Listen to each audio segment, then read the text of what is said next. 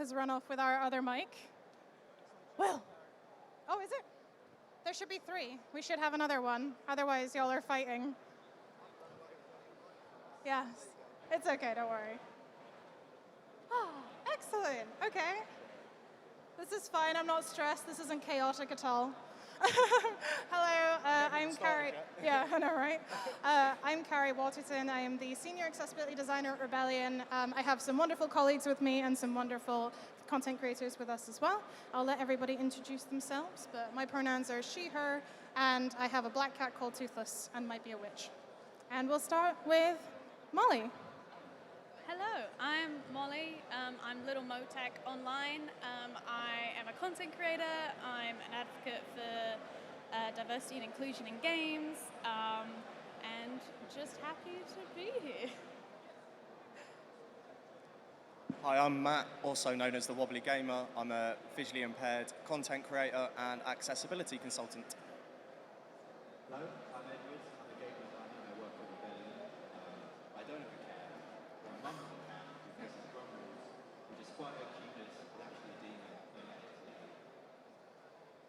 Hello, I'm Adriaan Scheepers. I'm a senior technical designer at Rebellion. I also don't have a cat, but I do crochet way too many Pokemon in my free time.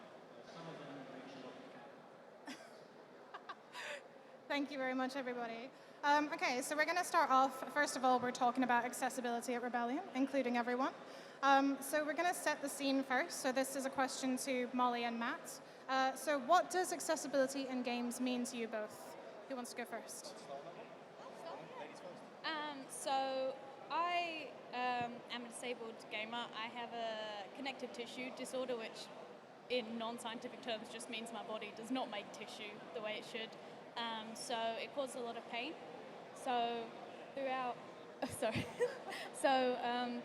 throughout like my time gaming, I have gone through periods where I cannot play games in the way most normal people would play games, whether that's not being able to use a mouse and keyboard or having to remap controls on a mouse and keyboard so that I don't have to stretch my hands as much.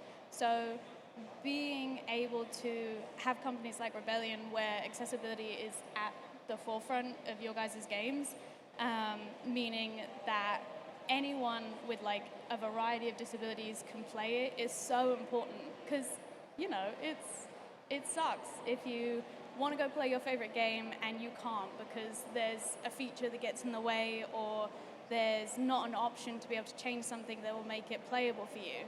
And I think unless you're part of that community, you won't necessarily understand how daunting that is, not being able to do your favorite hobby. So accessibility and being able to include disabled people in your games and in your gameplay is so important and just really nice. So yeah, as I said in the intro, I'm partially sighted. I'm a partially sighted gamer, which kind of describes itself, struggle to see things, and quite a lot of the time games aren't accessible. And about 5 years ago I found out my vision was decreasing and I was married with a child, and one of my first thoughts at the time was kind of crazy. It was, how was I going to play FIFA with my mates? And people get absolutely mad when you say that, and I'm like, yeah, but FIFA was my hobby, it was my social time with my friends, and if you took that away from me, that was soul destroying basically. And that what's kind of led me down to talking about accessibility, being passionate about accessibility, is its inclusion. It's making sure that disabled gamers can play your games with their able-bodied friends and they're not missing out on all of the benefits of gaming that we all know, whether that's social inclusion, escapism, whatever we use gaming for. Accessibility should be at the forefront of games developers like it is at Rebellion, because it's just inclusion. At its core, that's all accessibility is making sure that disabled gamers can play your game just as well as any able-bodied gamer. Thank you. Absolutely, I think that is the summary. It's about including everyone. It's making sure everyone can play, because gaming is for everybody. You know, the whole reason that when we make games, we want someone to be able to play it. The only reason that they shouldn't play it is because they don't want to, because it doesn't appeal to them, not because they can't. So, let's talk a little bit about a stream that we did recently, which was a Design for Every Gamer stream with R and IB. and it was with Sniper Elite 5. So I was joined by Matt, Wobbly Gamer, and also Sightless Combat, who's in the audience today somewhere. Yes! So we did that for a stream, and it was really good. So Matt, if you can chat a bit about the features in Sniper that help you to play. So as a visually impaired gamer, Sniper Elite's got some really good accessibility features that, again, people might not consider accessibility features. So things like ping systems for me is a great feature in Sniper Elite. I struggle to locate the enemy because I can't see them, to put it bluntly. So a ping system that someone like Cari can use when I'm playing with her as a sighted gamer is huge because she can find the enemy for me. Once they've found them, I can shoot them. I don't have that problem. It's the finding them and locating them and working out where they are is the biggest issue for me in most shooting games. So something simple as a ping system is massive because it enables someone to help me find the enemy and then I can do the rest on my own. But it's also got loads of things like difficulty customization is incredible in Sniper Elite as well. You can do it, so it does a lot of things for you with the shooting, the holding the breath. They've got great customization for the difficulty sliders inside Sniper Elite. And it's a little thing like that that can make the game playable for certain people, because without them things, features of the game they couldn't use, and then they couldn't play the game. So again, it's something so simple as a slider or an option or a setting that Rebellion have added that have made it playable. Thank you. I just want to say as well, when I was brought into Rebellion, it was like a month before Sniper got released, and they already had all of the difficulty customization, all of that stuff. The team did amazing, so I don't know why they brought me in, but it's just, yeah, they were doing a great job already. So one of the things was, obviously, we were playing it as a co-op stream. Matt was playing as one character, and I was playing co-pilot with Sightless Combat. And the way that that works is that it's two controllers controlling the same character. So it means that when there isn't enough accessibility for someone completely without sight to be able to play, like navigating through the world, you can get a co-pilot on board to do things like navigate the world. That stream was really cool because we started to sync up really well in terms of, okay, cool, aim, there's someone there, go for it. And things with like the really strong aim assist, like Sightless is amazing at being able to hear audio cues and understanding where they are horizontally, like in the world. So it'd be like, okay, there's someone in front of us, go for it. And just trying to deliver things like the prompts as audio cues. So like in a couple games you have like menu narration that would be able to say, oh, you know, like, okay, open the menu with this button or do that. So just me being like, okay, shoot, go. But it was great. It was a really amazing sort of like stream to get in sync with and go through the things. And then we had Ed come and join us as some invasion. So we had to go at Ed trying to kill us and us trying to kill Ed. And it was great fun. But Yeah, we don't like Ed. yeah. But yeah, I think you made a lot of notes during that stream as well. So can you talk to us a little bit about some of the learnings and stuff that you found? Yeah, I was playing as an invader because I got to commit career suicide by killing flying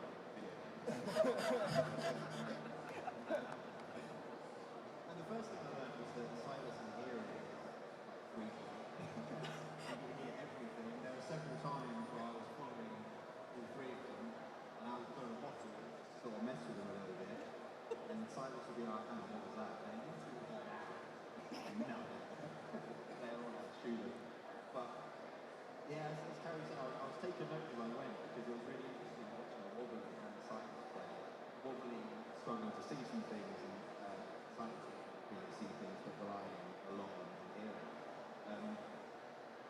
And so a feature of Sniper Elite is quite a cool feature is tagging. So you get your binary, like look at something, tag it. You get a little marker on it that tracks it. It's a really core part of the game. It's really important to use. And Wobbly described it as really useful because you get this white marker on top of this AI that often blends into the background. So you're like, I can see this really clearly, it's really useful.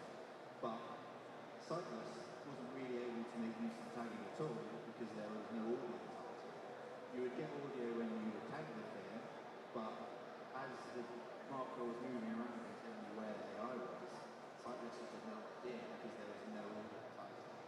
So I think that was just a really interesting detail that was like there's a really cool feature that was just completely inaccessible to anyone who wasn't able to see.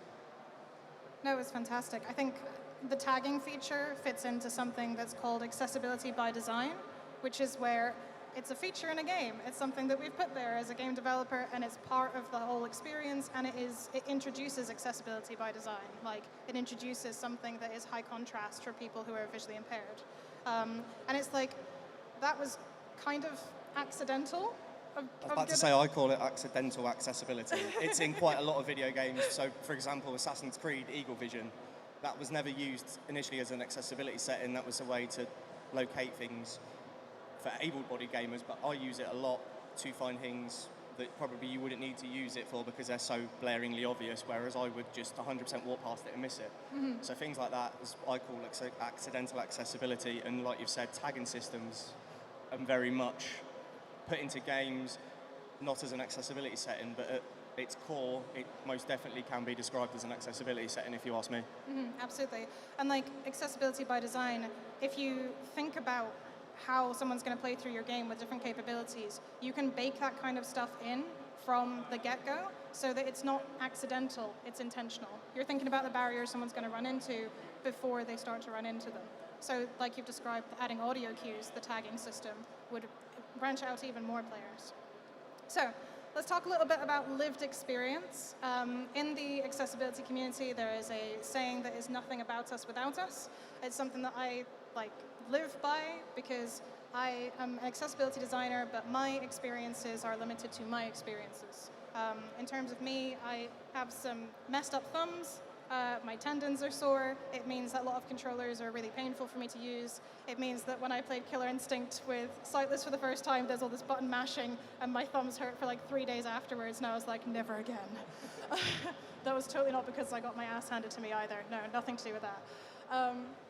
But we have Mollie and Wobbly here as part of the representation of the community and different kinds of the spectrum of disability. So, Mollie, could you chat to us a bit about some of the amazing work you've done in terms of highlighting disability and inclusion, particularly around some of the maybe disability pride stuff that you've done earlier this year? Yeah, so basically, for anyone that doesn't know, I don't think a lot of people do because it's not very well promoted. July, in both here in the UK and in the US, is Disability Pride Month. However, I feel like, A, most people that are disabled don't even know that it exists, and B, a lot of non-disabled people don't know it exists. And so every year I feel like it gets missed out by games companies. It's never mentioned, it's not really talked about. So this past July, for Disability Pride Month, I organized what was meant to be 4 but turned into 6 streams, basically giving disabled industry experts and disabled content creators a chance to talk about their experiences being disabled in gaming or in the gaming industry or in content creation. And we covered like different topics such as like the cost of disability, accessibility to like content creator PR events, and just sort of I wanted to A, give Disability Pride Month attention, and B, I wanted to give disabled people a platform where we can talk about it. And we were very lucky. We ended up on the Twitch front page, which was like, I think the first time a stream like that has ever been featured on the Twitch front page. So we were very lucky. It was very amazing. And so I think it's a missed opportunity for games companies to not acknowledge this month, because I mean, disabled people love playing games. Like, if you allow us to play your games, if you promote games to us, we're gonna play them. And we're a very tight-knit community that if you do something well by the disabled community, like everyone's gonna chat about it. Yeah. And so it did way better than like I ever could have dreamed. And so my hope is for next year to do the same again, a virtual event with panels and with talks, and also possibly a physical event in London with similar stuff, and basically giving panels and talks there and giving game companies like Rebellion a chance to come and demonstrate their tech, their games, their features, and basically as a way for like non-disabled people to come and learn from actual disabled people about this community and about the gaming industry.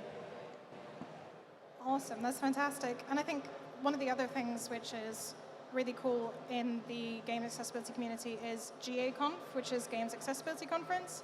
The US one literally just happened like yesterday? Yes. Tuesday, yes. Tuesday and Wednesday, and it is amazing. There are 2 every year, so there is one in Europe and one in the US. And I took some folk along to the one in Europe this year. And Adriaan, I wanted you to chat a little bit about some of the learnings from lived experience and like the value of bringing gamers with different capabilities into the conversation. Yeah, so my, I think, first proper experience listening to lived experiences from other gamers or people with disabilities had come from the Game Accessibility Conference in London earlier this year. One of the a beautiful talk that I truly can recommend from that panel is one from Ubisoft's Stacey Jenkins that talks with streamers Ruru, Polo, and Aurelia, and talks about empowering gamers with chronic pain. It truly made me well up because a lot of it talks about some stuff that Mollie and Mathew mentioned earlier in the panel, which is for some people, games are their lives. You know, some people find their communities there. You might encounter games, or games are really an outlet for you, and they're so fun, but you might find barriers and you might encounter things that you can't go through. And the thing that I mentioned during the conference as well, different talks, was talking about tolerance and capacity. And it's something that even as non-disabled people, you might encounter that there are some days when you have a headache or maybe you're sick, but you still want to play a game, even though it might be a little bit painful and play for 30 minutes. What kind of impact does that have on your body and your physique? Maybe you still want to push through things, to kind of tolerate pain, to kind of go through some play things. But for some people, that is not just an experience or a limitation that they have 2 or 3 times a year. Maybe it's something that they face every day. And for those people, we do want to kind of look out and kind of see what can we do to kind of mitigate those barriers and kind of push past that. And I think that's why that talk is so kind of empowering to me, because normally when we're on the dev side, we see kind of the filtered result and we hear what we can do to kind of accommodate accessibility, but it's an entirely different perspective hearing it from the people or from our target audience. And whatever disability you have, you're still part of that target audience. Thank you. Yeah, like the thing is that like every single person that you meet is going to have different capabilities and different challenges. There are no 2 people that are exactly the same, and it is just so fantastic to get that feedback and hear, because also it won't just be in isolation. You won't just have someone who has one disability. It may be a combination of different effects that change their capabilities. It might be seasonal, it might be temporary, down to things like breaking your hand, which anybody could do. I could do that tomorrow, and now suddenly, okay, I can only play games with one hand, you know, that kind of thing. Or if you're playing at EGX and the stand doesn't have headphones and you rely a lot on audio, then it's like, okay, this is great. I'm very easily overwhelmed by audio, so this is all terrifying right now. But it means that like I will struggle to try and keep what's going on in the game because there's so much sound going around me. So yeah, if there's information that's relayed by audio, that's just going to add to that noise, and I'm just going to start missing things. But yeah, so what I want to chat about now is a little bit about some of the stuff that Rebellion does in terms of Global Accessibility Awareness Day, which is in May. It is the 3rd Thursday of every May. I think I've got that right. I know it like the back of my hand, but the second that I'm put under any pressure, I'll be like, I don't know anything. Why am I here? What is my job? But for this year, I was really happy to be able to do a bunch of different events. We did 4 different talks throughout the week that were internal. So we had like some of our devs talking to other devs about stuff they were doing. We had a couple of external talks. We had special effects come along and chat to us about stuff. We had an amazing accessibility audit done by Antonio Martinez. And that was on Sniper Elite 5, and that is online in its entirety for free. There is a transcript there as well, and it is all subtitled. And he goes through in incredible depth all of the motor barriers or places for improvement in Sniper Elite 5, and it was fantastic. we also did a expo, accessibility expo, in our Oxford office, where we got some folks to come along and show off some things. We had some board games, we have some accessible tech. So I want to ask quickly, Ed and Adriaan, we'll start with you, Ed, if you can talk about, I don't know, a highlight from that week or stuff that was there that you really found useful. Yeah, I think the opposite of the highlight was Silas absolutely kicking my ass. I can't even remember what the game was called, but he beat me a lot and I didn't give in and he continued beating me. So we won't talk about that. But I think the most interesting thing that I found during that day was trying out the accessible controller. So it was like this box, it was an Xbox thing, you could plug those things into it, and you could buy, I think it was a Logitech brand, had all these separate buttons that you could create this, any setup you like, you could label them with all the buttons, it was super accessible. And I sat down and I was trying to play the shooting range with Sniper Car, it's not even a level, and I was struggling with it. Just because of how slow you actually had to use everything. Your forward, left, right, back was in all these different buttons, and then you had to lean over to press the A and the B, the triggers with different buttons as well. And I'll admit that when designing games before, I thought as much about accessibility as I should. I'd often think that you were dumbing down the game so much that there wasn't any challenge. You've got aim assist, you've got auto walk, you've got all these things, like, surely this isn't interesting for anyone.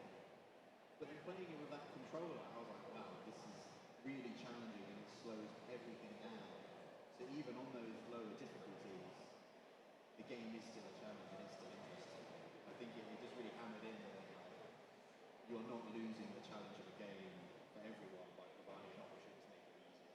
The harder options are always there. But if the easier options aren't there, you're cutting the game out so many people. It's not something you should do.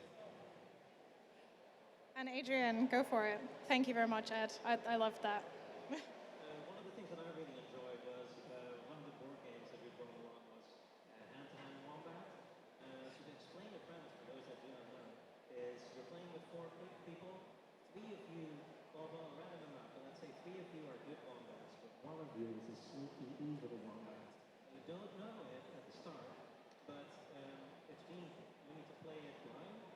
So you're building three structures, and one of you is evil. And the difficulty is that even if you're good, it's difficult to coordinate building a tower blind.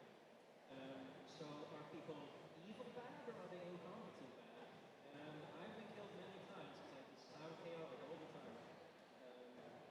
And the beauty of it is if you look at kind of reverse engineering it, like what goes into that, what goes into a game, if it's meant to be blind and accessible, if you can't see anything. So it's all about sort of, you have these big blocks, they have different sizes that you kind of need to organize on top of each other. And if you play long enough, you get a sense of, what feels like a bigger block and a smaller block, and you can properly organize things. But then they've also introduced like these nodes on the blocks. You can tell, oh, this is a block with 5 nodes, this is a block with 4 nodes, and that's how you can kind of coordinate and stack things on top of each other amidst the chaos of what's happening and not seeing things that are happening. And it's a completely different experience than from what you would maybe normally be used to if you heavily rely on visual to play games. Thank you. Massive shout out to Exploding Kittens and Carol Mertz, who was like an amazing panel at GDC just gone, talking about developing hand-to-hand wombat and the accessibility considerations, and also the sort of they had like a hard of hearing and deaf variant where instead of removing your sight, you obscured things where you put a blanket over your hands and you were like seeing some moving going on, but it just meant that it wasn't like excluding people who are deaf or hard of hearing. Instead of like having to shout at someone and be like, no, I need the 3 block, you're like there and you're making weird eye contact with people and you're being like, come on man, pass me the block I need.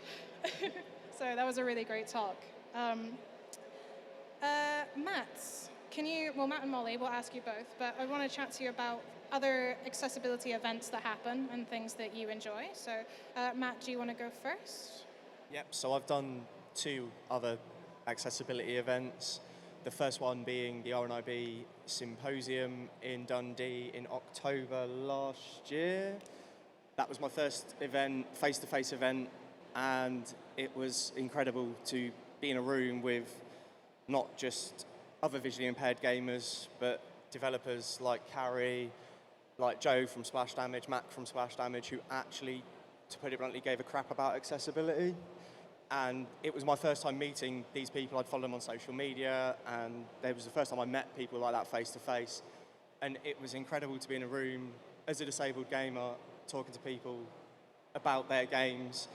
And quite a lot of the time, you are stood in front of this person criticising them. And it's not easy, it's quite hard, but the best thing is they take it, and they don't ever moan at you or criticise you for criticising them. It's done really well, and it's great to have these platforms to speak to developers. So things like the symposium with the RNIB is huge because it gives you the opportunity to spend time with the developers, telling them, talking to them about accessibility, telling them what you like, what you don't like. And opportunities like that don't come often enough because it's just hard. It's not a massively talked about thing or the industry, or it wasn't until a few years ago. But it's things like that that lead to conversations, and then they lead to accessible games. It's without them, we don't make games accessible. And so events are popping up left, right and centre now about accessible games. So this year I attended Disability Expo as well. That was, funny enough, in this same room, I think. And we were set up by a company called Adapt IT. They turned up with a van load of computers, consoles, and adaptive technology. They had eye trackers, they had more Xbox adaptive controllers in a room than I have ever seen. I was like a kid in a playground. It was great. They had a whole bed that was an accessible bed for children to play in. It was just incredible. And there was a moment, and it resonated hugely with me. A little girl came along, and she had severe cerebral palsy, and she had never played a video game, and we got her playing Paw Patrol. And I have never seen 30, 40-year-old blokes have to turn around because all of us were welling up because you have never seen a girl get so excited about being able to play Paw Patrol. And it was just such a moment, and like we stood there, a couple of us were there as accessibility consultants or whatever, and we just all stood there and went, that's why we're here. And without these opportunities to show games developers little things like that, it doesn't create accessible games because you can't live that experience. You can't put someone in that little girl's shoes that's never played a game in her life, and she played as Rubble driving a car around a track, and she was so excited. And you can't create them experiences without opportunities like things like the symposiums, the RNIB setup, Disability Expo. There's more and more cropping up these days. Thank you. Just to hop in briefly, I think like what you said there about being able to give the criticism, like as people who don't experience these things, like we don't know. You know, it's not bad to be ignorant because you just don't know these things. Like willful ignorance, different ballpark, but like we're not going to know that we're doing something wrong until we're told it. So just being open to being able to accept there's different experiences, there's different capabilities, there's things that change the way that someone plays a game. Like it's fine to go in and be like, I have no idea like how you do this or how you're able to, and they can talk to you about like what it is that is going to make it better for them. I mean, like, yeah, everybody starts somewhere. I know that when I was first, someone said to me, have you thought about accessibility? And I'm like, that is real intimidating because what happens if I mess that up?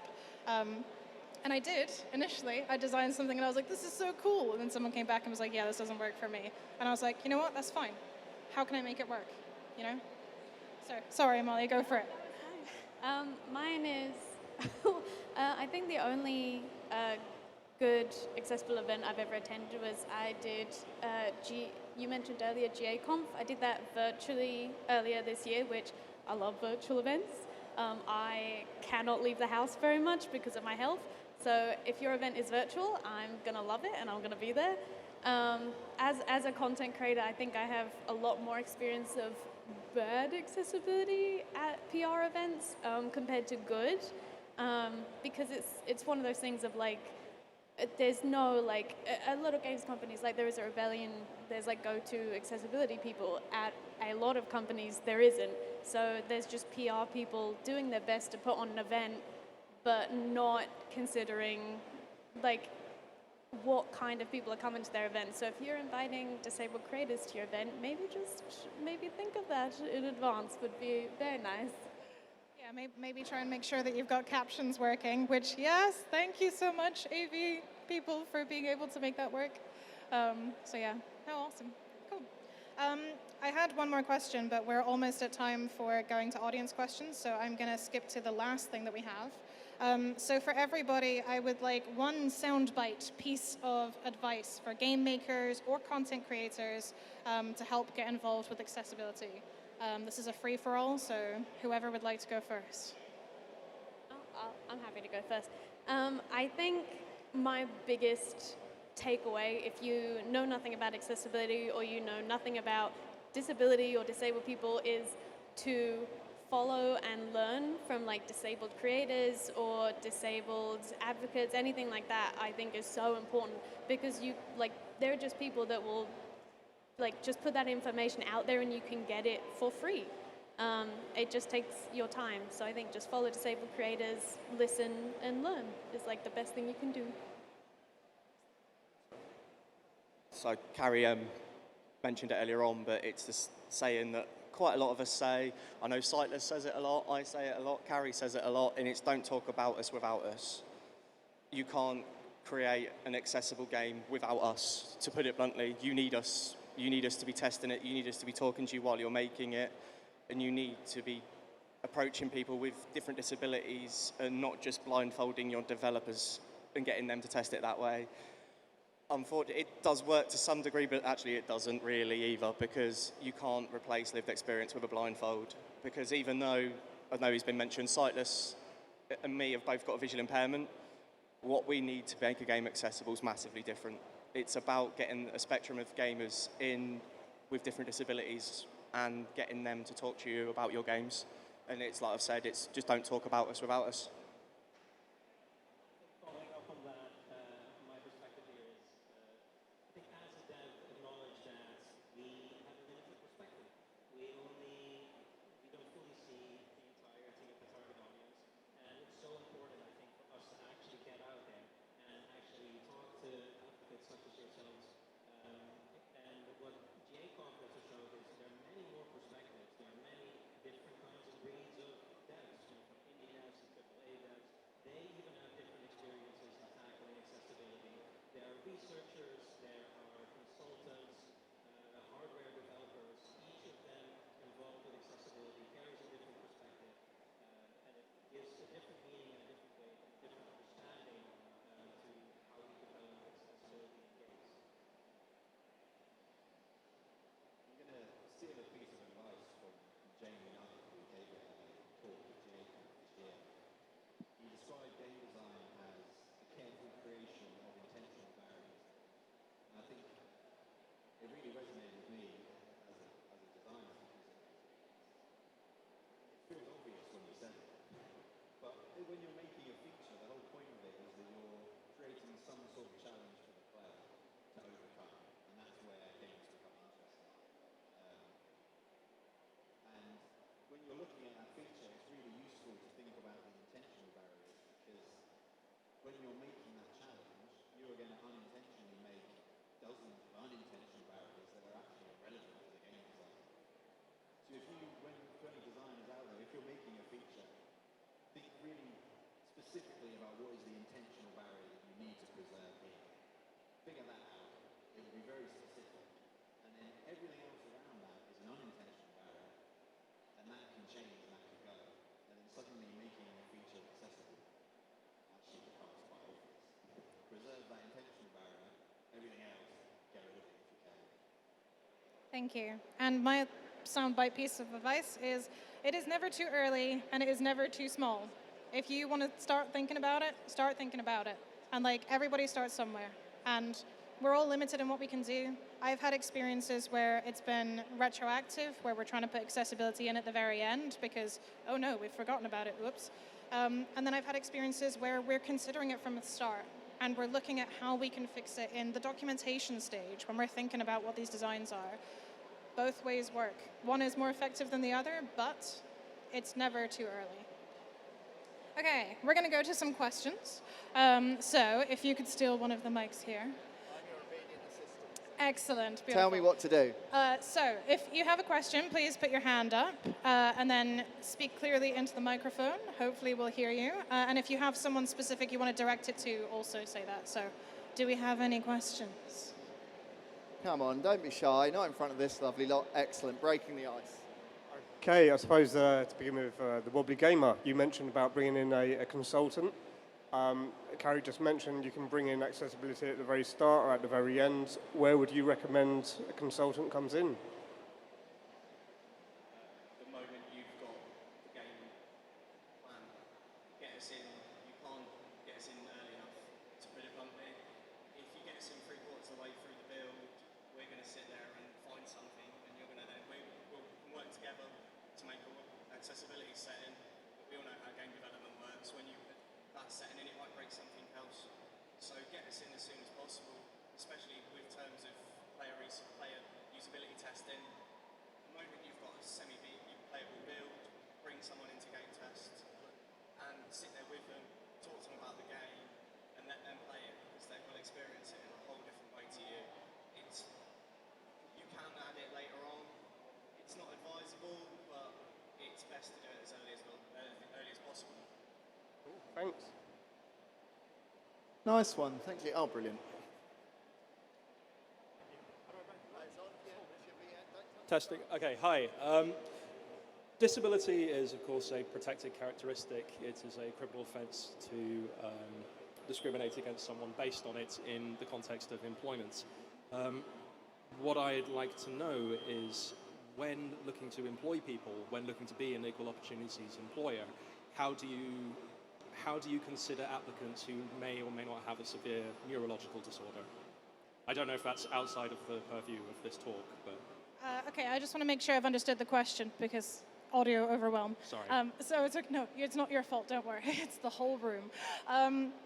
The question was, how do we as an employer consider people with different neurological capabilities? Correct, That was the question. yes. Okay, not something that I can really answer. I know that there's a lot of support available in terms of like the government, like access to work and stuff like that. So it's not something that I cover in my thing because I'm more looking at the video game design side. But I know there are people, I'm also neurodiverse, who are working in the games industry, and there is support available for that kind of thing as well. So, I mean, I found it very, very welcoming. Looking at like the UK census as well that was done, there's an enormous amount of people working in game dev who are neurodiverse or who are disabled. So it's really great to see that. I think the future of game dev is more disabled game developers, like 100%. So I'm sorry, that was a really long way to say I can't answer your question. No, it's totally fine. Thank you. I guess the last thing I'd say is if you like Killer Instinct, but your thumb's problematic, get a fight stick. Oh, okay. Look into those. They're made for you. Okay, I will give that a go. Thank you. Maybe I can beat SK. We'll see. There's an old Japanese arcade stick called the Suzo 500 that special effecting people use in a lot of their controllers because it can work in so many ways. I'll talk about arcade sticks another time. Have we got time? But we have, haven't we? Yeah, we have. Oh, excellent. This chap here. Hello, there we go. Hi. Oh. Here's a fun one. What would you say is the accessibility feature you would most like to see implemented in games going forward? Like, what's the one feature you want to see people take more of an interest in? That's for pretty much anyone on the panel who wants to take that question. Can I start and do the cliche of text size? Yeah. I'm renowned for it. I've got a reputation for moaning about text size in video games on Twitter. So just make the text bigger. That's my one. Mine is my disability caused me a lot of pain. So when you're in a lot of pain, if you have a headache or anything like that, you'll have experienced it. Concentration is not like at the forefront of your mind. So transcripts and like journal entries in games are so good because then when you're having a less bad day, you can go back and be like, oh yeah, that's what happened, that's what went down. So transcripts and journals are fine. Fantastic. I will chuck in, so when I started learning about accessibility, I was given like the big 4, which I've actually expanded to the big 5. Now, I'm going to try and remember them all. I do have them on a Post-it note next to my desk, so that I seem like I remember them off by heart. But once again, we've discussed pressure makes my brain melt. Okay, so one of them is text scaling, control remapping, subtitles, addressing color blindness, and then the one that I've chucked into the big 4 to make it the big 5 is menu narration. Menu narration is something which is quite complex. It can be really challenging depending on what you're making your game in or how you're making it. Some engines might not have support for it, and it's quite tricky to navigate. But it is very, very worth it because it opens the game up to so many people, not just people without sight, but also people who have reading challenges. Like so many people I know, there's an amazing local game dev in Dundee who is dyslexic, and he uses menu narration to be able to get through a lot of text-heavy games. So yeah, that's the curb cut effect. Solve for one, extend to many. We're at 10 minutes past 3, so I think we can maybe take one more question. Is that okay, Will? Yeah, absolutely fine. Come on, somebody's got to have a Come on, someone, be golden brave. question. Brilliant. Thank you. Are there any games that aren't currently accessible, but you'd really, really love, and you can kind of see a pathway if those developers were willing to talk to you?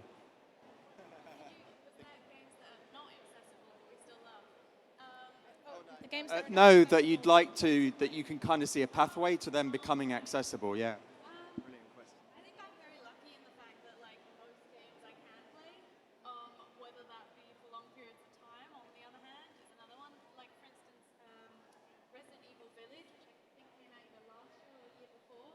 I wanted to play that so badly. However, I could only play it for about 50 minutes at a time, and then I felt like I was going to throw up because nausea and motion sickness are just all part of what I have. So Resident Evil Village was like a big letdown, very sad that I couldn't play it. And I think they could have just fixed that with like an option.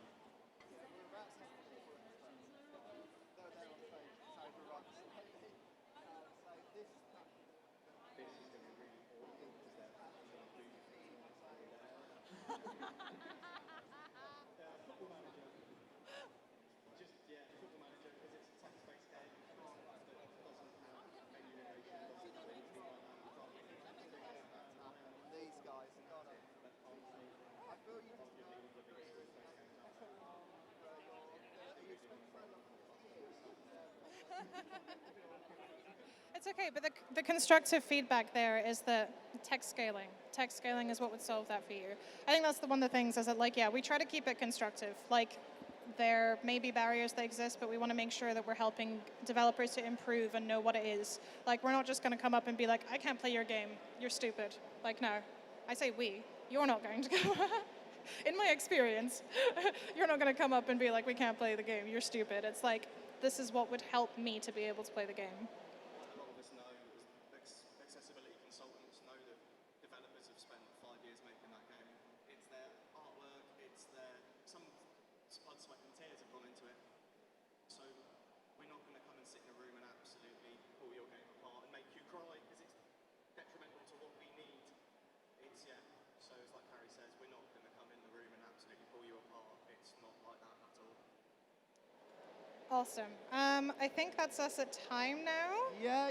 Fantastic. We've neatly wrapped perfectly-ish on time. Yay!